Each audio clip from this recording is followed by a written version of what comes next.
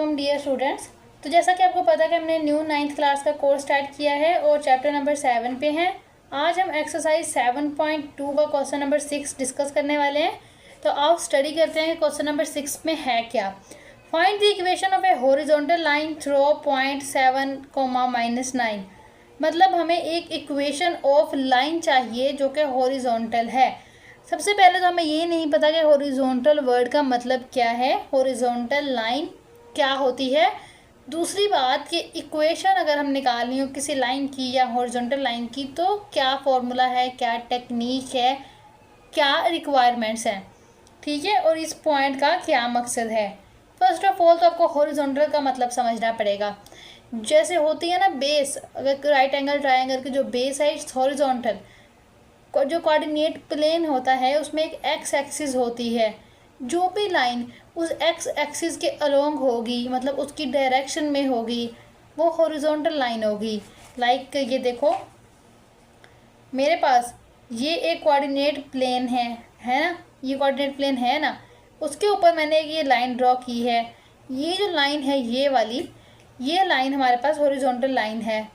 इस लाइन को ऐसे इसके बजाय मैं अगर इस तरह ड्रॉ करती सीधा तो ये एक वर्टिकल लाइन होती।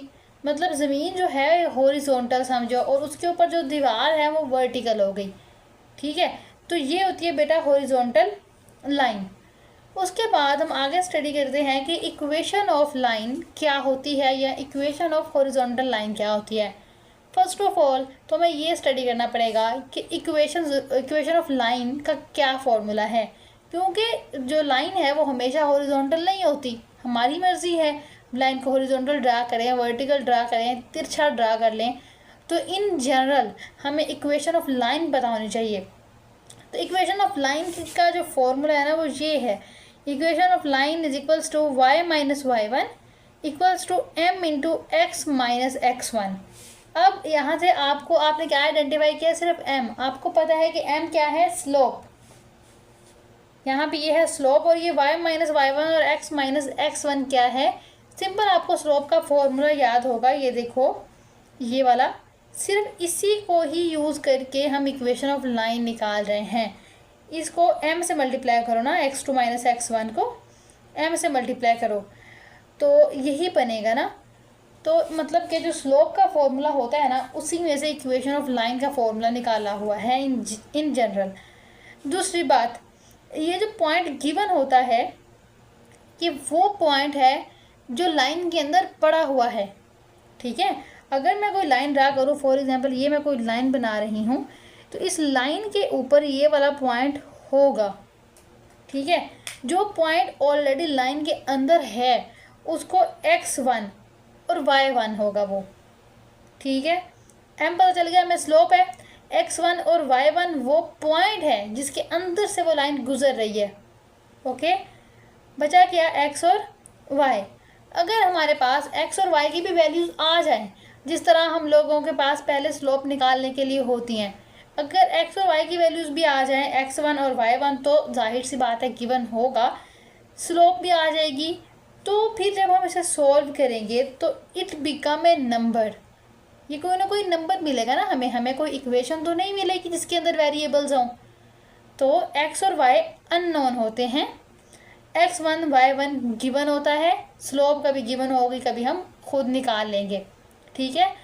तो अब आपको समझ आ गया होगा कि इस x और इस y का क्या किरदार है। इनका किरदार ये है कि ये वेरिएबल्स हैं, इनकी वैल्यूज़ हमें गिवन नहीं होंगी। तो अब देखो, इस क्वेश्चन को सॉल्व करने के लिए हमारे पास x1 भी है, y1 भी है। कहाँ से, ये x1 है, ये y1 है, क्योंकि उन्होंने हमें कहा है find the equation of horizontal line through ये, मतलब उस हॉरिजॉन्टल लाइन के अंदर ये पॉइंट ऑलरेडी है, ठीक है। तो अब हमने क्या करना है, हमारे पास x1 आ गया, y1 आ गया। अब हमें अगर ये स्लोप मिल जाती है, स्लोप की वैल्यू मिल जाती है ना अगर, तो हम सिंपली इक्वेशन निकाल सकते हैं। तो स्लोप की वैल्यू हम कैसे निकालें, हमें गिवन नहीं है। स्लोप का फॉर्मूला हमें पता है, वो होता है y2 माइनस y1 और x2 माइनस x1। मतलब ये कि उसके लिए हमें एटलीस्ट 2 पॉइंट्स चाहिए होते हैं, ऐसे ही है ना। लेकिन फ़िलहाल तो हमारे पास 2 पॉइंट्स है नहीं, हमारे पास तो एक ही पॉइंट है 7 और -9 वाला। हम क्या करेंगे, क्योंकि दूसरा पॉइंट तो नहीं है ना, तो हम इसका मतलब है कि जो स्लोप होगी वो find the equation of horizontal line ई, इसी लाइन के अंदर से हमें आइडिया लगाना पड़ेगा। ये देखो अब ये हॉरिजॉन्टल अगर लाइन है ना, तो m का फॉर्मूला क्या होता है भला, y2 minus y1 over x2 minus x1 होता है ना ये। तो अगर ये इसका फॉर्मूला है, ये कोई हॉरिजॉन्टल लाइन है, आप कहीं और भी कंसीडर कर सकते हैं, लाइक यहाँ पे ड्रा कर लो लाइन, यहाँ पे कर लो, इट्स अप टू यू। यहाँ पे देखो अब y की वैल्यू, अगर मैं मान लूँ कि ये 5 है, ये पॉइंट जहाँ से ये लाइन गुजर रही है, y की वैल्यू इस लाइन के ऊपर हर पॉइंट पे सेम है।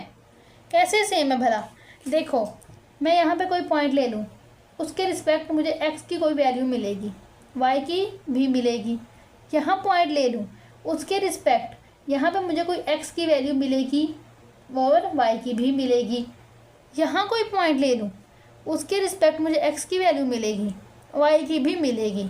मतलब y हमेशा से सेम है, y बिल्कुल भी चेंज नहीं हो रहा, x चेंज हो रहा है, y नहीं। लेट्स सपोज ये x1 हो, ये x2 हो, ये y1 हो, ये y2 हो। हम लोग लाइन के ऊपर कोई हॉरिजॉन्टल लाइन है, उस लाइन पे किसी भी दो पॉइंट्स के अगर हम स्लोप निकाल लेते हैं तो एक्चुअली वो उस लाइन की स्लोप ही है ना।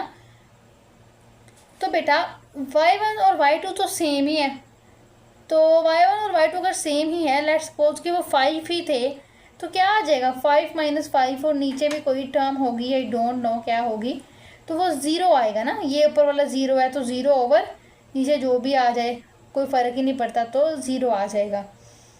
तो हम इसका मतलब क्या है कि स्लोप क्या हो जाएगी अब 0।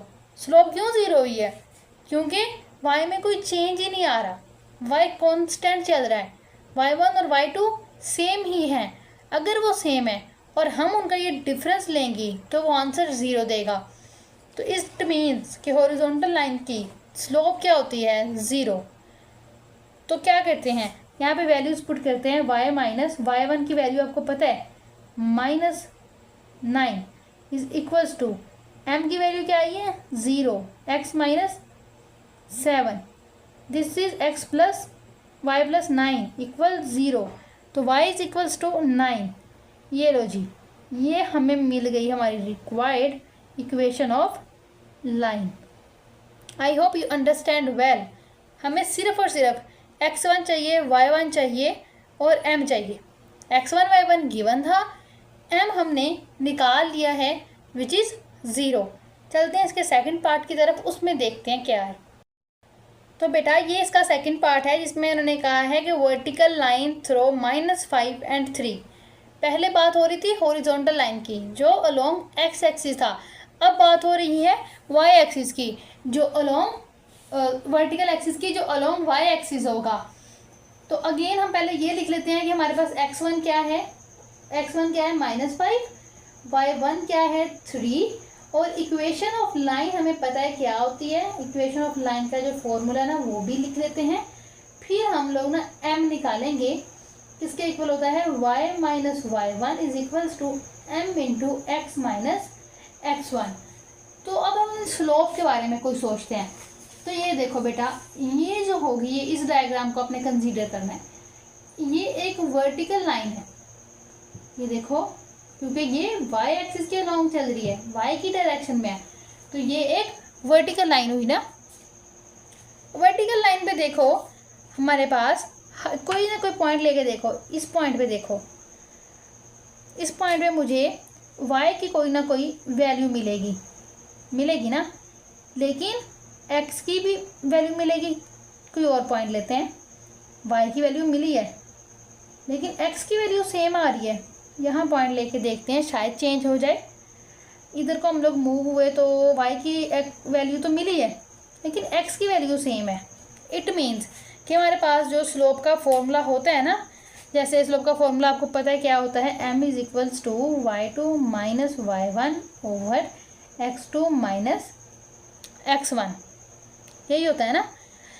तो y2 और y1 अगर मैं ये दो पॉइंट्स ही ले लूँ, चलो ये y1 ये y2 मान लो, ये y1 और ये x2 मान लो, ये x1, क्योंकि वर्टिकल लाइन है, हम किसी भी दो पॉइंट्स की स्लोप निकालेंगे तो बिहाइंड द सीन वो लाइन की स्लोप होगी और इसको हम अपनी इक्वेशन में यूज़ कर सकते हैं इजीली। y2 और y1 तो अलग अलग कोई नंबर होंगे, हम उनका जब डिफरेंस करेंगे तो कोई वैलिड वैल्यू मिलेगी, लेकिन x2 और x1 एक ही नंबर है, ये वाला चेंज ही नहीं हो रहा, वेरी ही नहीं हो रहा। तो इसका मतलब क्या हुआ कि जब दोनों सेम ही नंबर हैं तो हमारे पास स्लोप क्या आ जाएगी, यहाँ पे तो y2 माइनस y1 और ओवर क्या आ जाएगा, ज़ीरो, ज़ीरो आएगा ना। तो इट मीन्स कि जो स्लोप आई है हमारे पास वो अनडिफाइंड है, स्लोप डिफाइंड ही नहीं है, हमें नहीं पता कि स्लोप क्या है। इस अनडिफाइंड स्लोप को यहाँ पे हमने करना है पुट। पहले तो y माइनस y1 क्या है, 3, स्लोप है अनडिफाइंड, अनडिफाइंड को इन जनरल हम 1/0 लिखते हैं। हमें नहीं पता कि y2 माइनस y1 क्या आया था क्योंकि हमारे पास एग्जैक्ट पॉइंट्स नहीं हैं, तो अनडिफाइंड को इन जनरल नोटेशन में हम लोग 1/0 लिखते हैं। x माइनस x1 है ना, तो x minus into minus 5 cross multiplication है, ये इस पूरी टर्म को ज़ीरो करेगा, कुछ इस तरह लिखा गया ना। अब ये x प्लस 5 ये तो पूरी टर्म को ज़ीरो कर देगा, 0 is equals to x plus 5। थोड़ा सा सीधा कर लेते हैं इस तरह, तो x is equals to minus 5, ये हो जाएगा हमारा required equation of line, equation of vertical line. समझ आ गई है ना। पहले दो पार्ट्स में क्या था कि हमें स्लोप गिवन नहीं थी, तो हम लोग डायग्राम से आइडिया लगा के, इस बात से आइडिया लगा के कि लाइन वर्टिकल है कि हॉरिजॉन्टल है, हम लोग स्लोप देख रहे थे, ठीक है। तो लेकिन नेक्स्ट क्वेश्चन में इस तरह नहीं होगा, हमें स्लोप गिवन होगी, ठीक। अब आगे हम लोग मूव होंगे नेक्स्ट वीडियो में हम नेक्स्ट इसके पार्ट यहीं से कंटिन्यू करेंगे। तब तक के लिए अल्लाह हाफिज़, मिलते हैं नेक्स्ट वीडियो में।